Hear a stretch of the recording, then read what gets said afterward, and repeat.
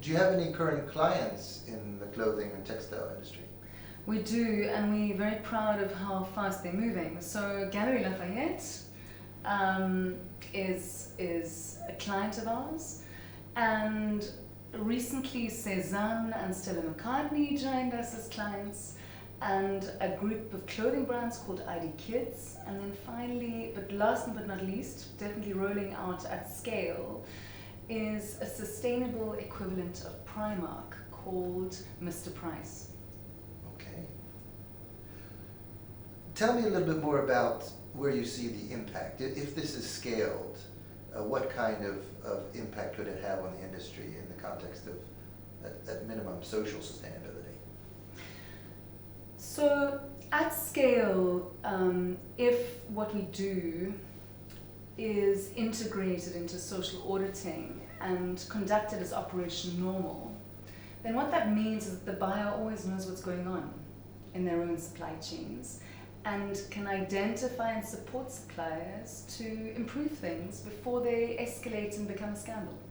So the point is to listen to workers across the board, for suppliers to do the same, and for the system to encourage partnership working between buyers and suppliers to get a particular issue or working conditions rectified and keep going, strengthen the businesses, improve the lives of the workers, and improve the resilience of the brands. Tell me, how does the technology work in a little bit more detail? Sure. So it's a cloud platform, which makes it very scalable. So we engage with the supplier, they register on the system on our cloud platform, upload their workers' numbers. We send all the materials they need to share with workers through our platform. The supplier then shares those with the workers, and then the calls that are pushed through the platform begin. And a week later, all the calls are done, the results are available on the platform with simple login credentials. And what's important to say, Mike, is that yes, we're tech-enabled, but we're not a technology company. So essentially, gathering data on working conditions is a sensitive matter. The workers are scared, but they're not the only ones. They're scared of providing candid feedback on working conditions in terms of what ramifications it will have for them. The suppliers or employers are scared because they're allowing a third party to engage with their workers. And what happens if this third party finds something out about my workers and their working conditions. And thirdly, the buyer is scared because they don't know what they'll find when they start hearing directly from workers, and they're not certain about how much they'll be responsible for doing something about what they find when they start engaging with workers. So essentially, our business is specialized in navigating those different kinds of fear, and you need people to deal with fear, which is such a human-centered reaction. So we have the technology on the one hand, but we have a very, very talented support team on the other, who essentially ensure that the workers and the suppliers and the buyers are confident and capable of using the system, and to ensure, very importantly, that the results are used responsibly, that the buyer as well as the supplier understands how to use those results to drive material change in workers' lives. So, given your experience now in introducing a new way to enhance working with workers in the supply chain, supporting them, ensuring their situation improves, how receptive do you feel the textile industry is to your ideas, to innovation overall? If you were to rate it on a scale of 1 to 5, 1 being not so receptive, 5 being extremely receptive. You're going to get a data scientist's reply, Mike. Okay. 4.5. Okay. And the reason why that wasn't so bad. I thought you were going to give me a long list of extra dissonance. 4.5 because what we see amongst not just our clients, but the clients, the prospective clients we're in quite serious conversations with in clothing, is they're ahead of the pack. We also work extensively in FMCG and other sectors. And our clothing clients move faster. You don't have to convince them about the problem. They know it, they want to fix it, and they're already hungry for innovation. You know, the interesting part, Mike, is fast fashion has been toxic for sustainability in fashion in many ways. But fast fashion has also taught brands to be fast and agile and innovative in keeping up with consumer demand. And what that means is they're good at kind of hunting, spotting, and integrating innovation.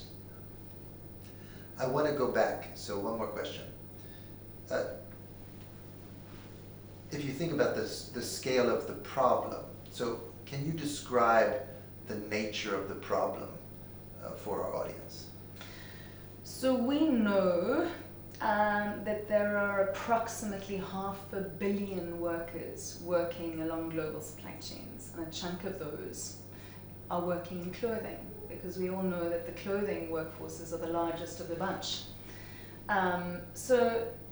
To give you an idea, when you look at the kind of supply chain of an average retailer, average clothing retailer, when you look at how many workers are registered on those in that supply chain, as hypothetical example, you can factor in that there'll be 5 times more invisible workers than visible workers.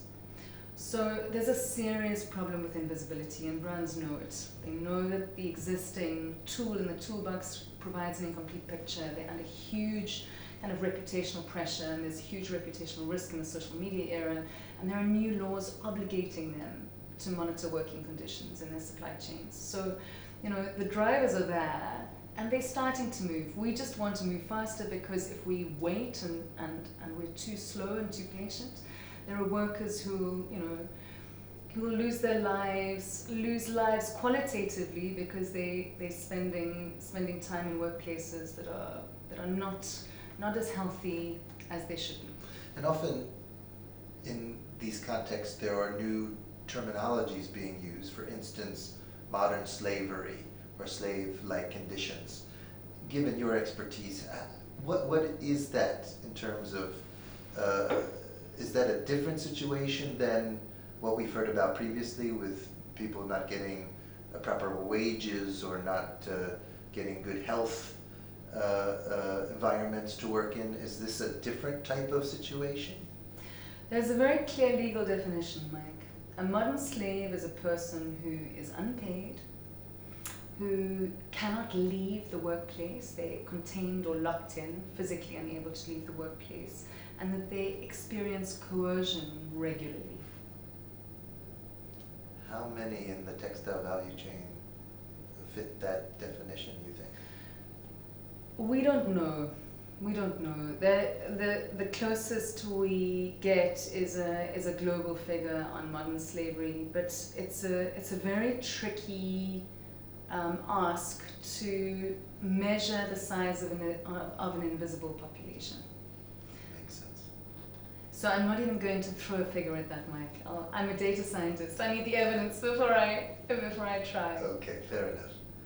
It's safe to say that essentially what we are eating, wearing, using today will involve forced labor. And unwittingly, you know, we're supporting those working conditions.